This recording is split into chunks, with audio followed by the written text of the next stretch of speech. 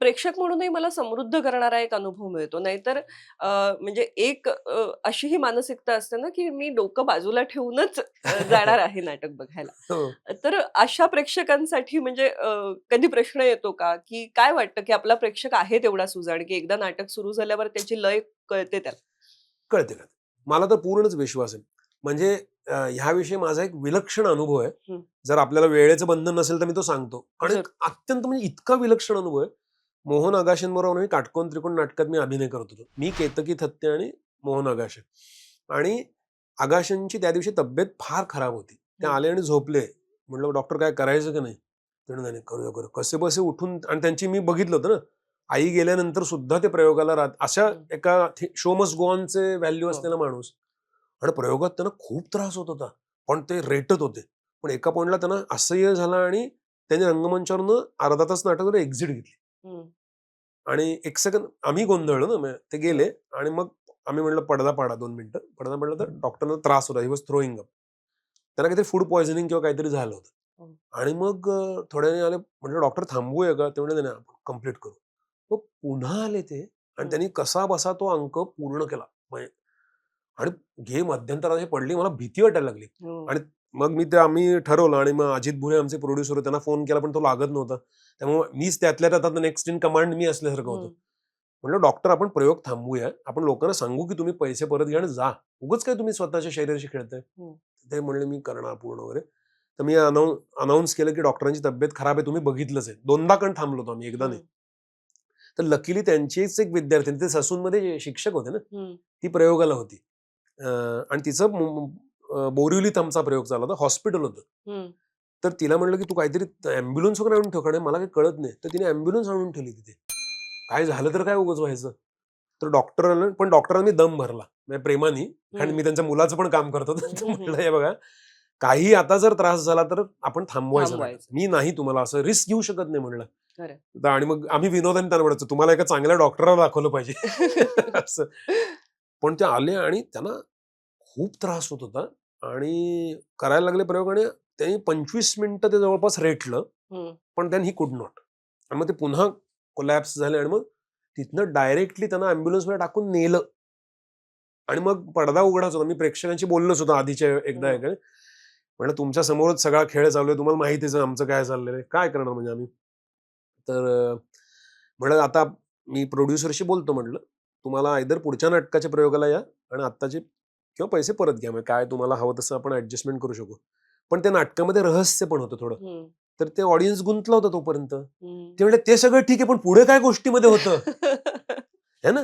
तर मला एवढी मजा आली. म्हटलं, "अरे बापरे!" आता म्हणलं, "मी तर नुसती तोंडी तर गोष्ट सांगू शकत नाही तुम्हाला, त्याची मजा नाही येणार. हो. नाटकाची गोष्ट नसते, हो. अनुभव असतो ना."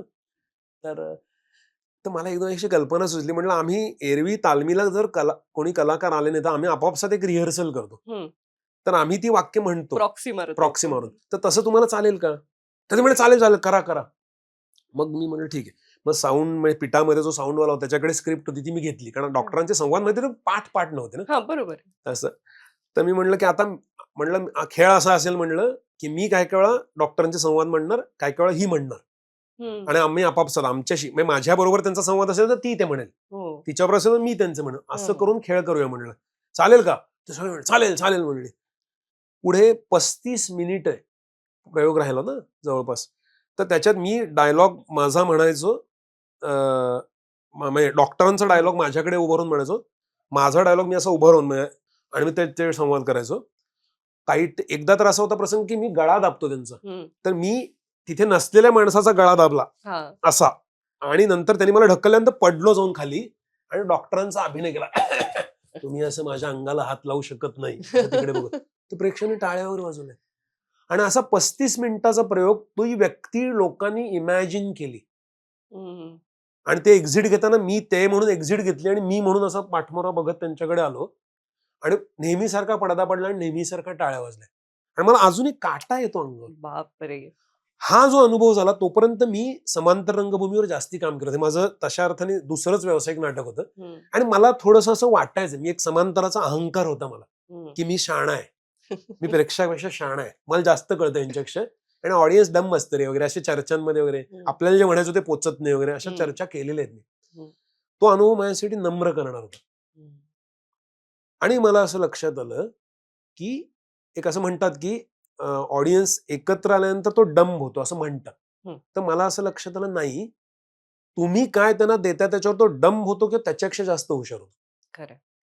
म्हणजे आयक्यू जो ऍव्हरेज आयक्यू आहे तो यू कॅन डम डाऊन द ऑडियन्स और you can make them rise. असं आहे मग त्यात खरं तुमचा आयक्यू पण ऍड होत असतो सगळा. नाही आणि त्यांचा मुळातला म्हणजे कलेक्टिव्ह आयक्यू खाली जातो असं जे गृहीतक आहे ते माझ्यासाठी तुटलं. आणि माझ्यासाठी अनुभवानेच तुटलं. म्हणजे नाही, त्यांनी एक नसलेला माणूस संपूर्ण 35 मिनिटं इमॅजिन केलं ना. मग ह्यांना आपण कळत नाही कसं म्हणायचं? ह्यांना कळतं, मग आपण देत नाही असा आपला प्रश्न येतो. मग म्हणल्यानंतर म्हणून मग ते पुनश्चानिमून करताना मला ते होतं बळ माझ्यापाशी की नाही कळत नसेल, कळतं त्याला, कळतं, पण त्याला सराव नाहीये हे मला लक्षात आहे. जसं मी त्या प्रयोगाला सांगितलं ना की आम्ही आता असं करणार आहोत, बरोबर, की इथे इमॅजिनरी विश्वासात घेणं जो आहे. विश्वासात घ्या. तुम्ही जर विश्वासात घेतलं तर ऑडियन्स कुठल्याही थराला पोहोचू शकतो हे मला पटलं. म्हटलं आपण अजून एक्सपेरिमेंट करायला प्रॉब्लेम नाहीये. बरोबर. पुनश्चच्या वेळी ते आला असेन मी नसेन मी सुद्धा अवघड आहे. हो, अवघडच आहे. ते काही सोपं नाही. ते नाही. पिल घेणं सगळी त्यात ऍब्स्ट्रॅक्शन केलंय मी. तिला फ्लॅशेस येतात वगैरे वगैरे.